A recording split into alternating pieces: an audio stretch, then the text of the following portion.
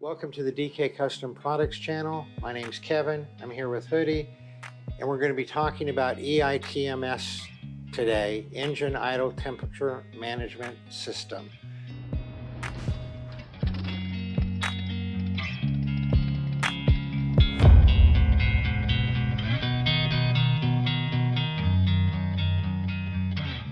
And we've done two videos recently. The first video we did, we measured what we thought was important and it didn't do anything. So we got some comments and we did another measurement and we found that indeed it does cool down the heat radiating from that rear head pipe, and it cools it down a significant amount. You can definitely feel it. But there's still some nuances and interesting things about the EITMS. And so if you can share that with us. Well, that's exactly what, there's been a lot of wondering, I guess, exactly what this function is for. And it is completely and totally and solely for passenger and rider comfort. That's right where your leg's at, right where a foot could be. And of course, with the testing that you guys did, proved that, the radiant heat. Now, why we've got many people have speculated as to why there's no change. I believe that there's no change in the head temperatures because volumetric efficiency and things like that would be so staggered between two cylinders. The fuel management would wreak havoc on the fuel management if we didn't have stable temperatures from the head. Everything has got an algorithm, so fuel management might suffer or whatever else. So that's probably why the temperature doesn't drop on the head, but it does, at the head pipe. Was never designed to cool it's never been designed ever to be an engine safeguard for heat. It's just solely creature comfort. Or be parade mode. Right. What is parade mode, and why is EITMS not parade mode? I think that people called it parade mode back when they didn't really realize that they had engine idle temperature management system. I've never seen an active parade mode in anything. It's definitely something for stop and go traffic, but again, it's not a motor safeguard. It's not an engine safeguard.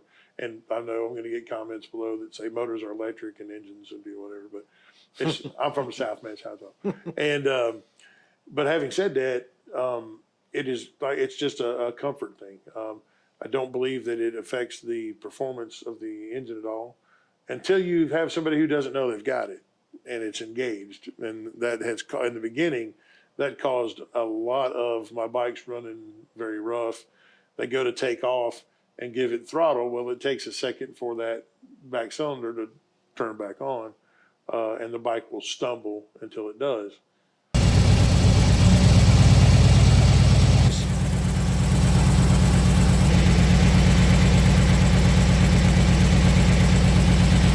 And the twin cams had more problem with that than the M8s. That is correct, because as far back as 2012, this was an option on these bikes, and a lot of people didn't know that the secondary function of the cruise control light was to tell you the status of your engine idle temperature management system at any given time.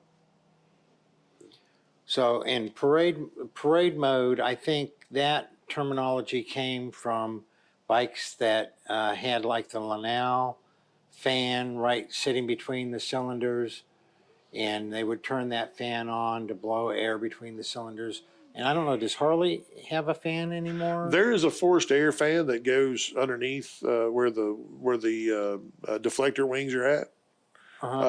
Behind the rear cylinder. Right behind the rear cylinder. Yeah, but they don't have one that sits where the cowbell is. No, not anymore. Not to the best of my knowledge. It's all just that rear cylinder. I think Harley might have used to had one. And of course, the old shovels had the big scoop, the big air scoop to pull air in there.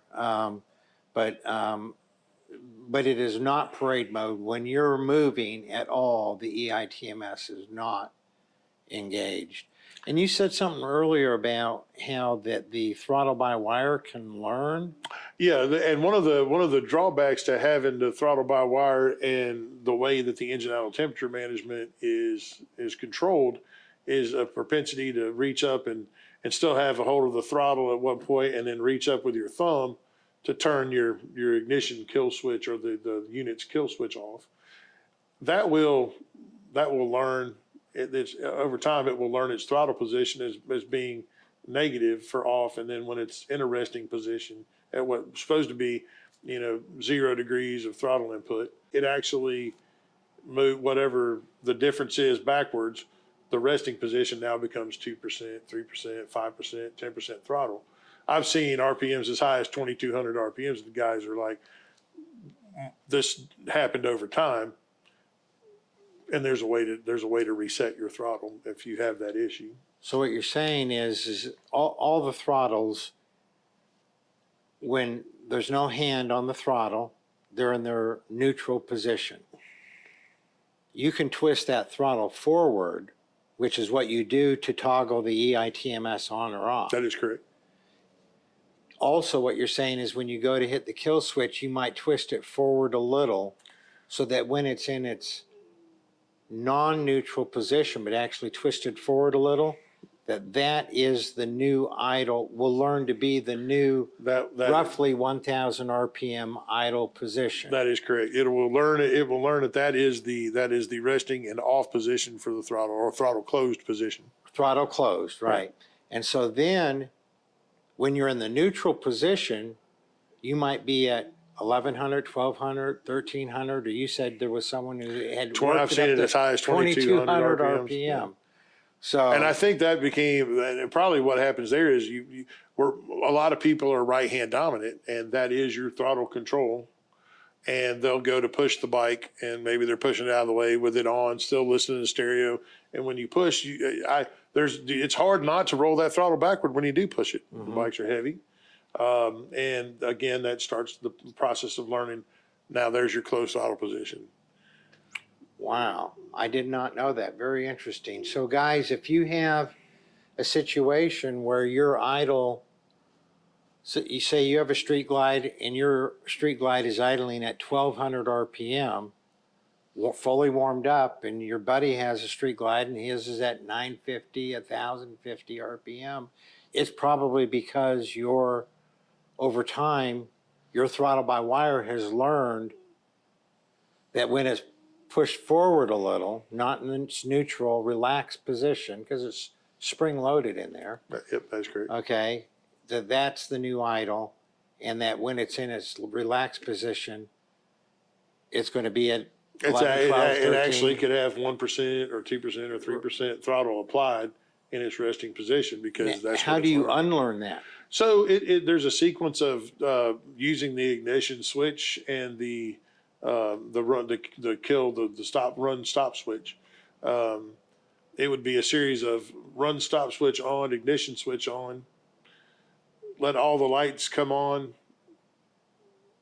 and then when they go off, to initiate a start sequence, you would ignition off and run stop switch off, and then let the security module or any body control module lights either flash or go out. Do that 3 times. On the 4th time, the throttle will have reset. Wow, and that's in the service manual. No, that's what we've learned in the actual service manuals on how to reset. It's not in the 500-page service manual. No, it probably is buried. It might be buried in there somewhere, but I've never seen it. There was a tech bulletin or something that came out? Technical service bulletin that came out on it years ago.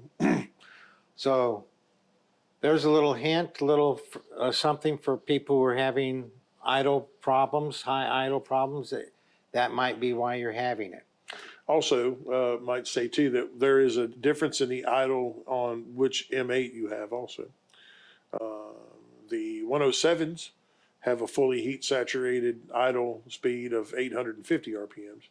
The fully saturated 114s have an idle speed of 950 RPMs. Now, some engineer a lot smarter than me came up with that, but that is true. So that's why you see a lower idle on 107. So, and it doesn't matter if it's a soft tail touring bike? I don't believe there's any differentiation between the actual models themselves.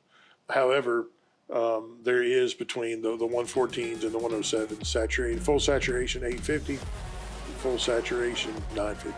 So if you found this video useful, interesting, please drop a comment below, hit like, comment, subscribe. We'd appreciate it, helps us out. And we want to hear from you on if this information has helped you at all. You all ride safe out there.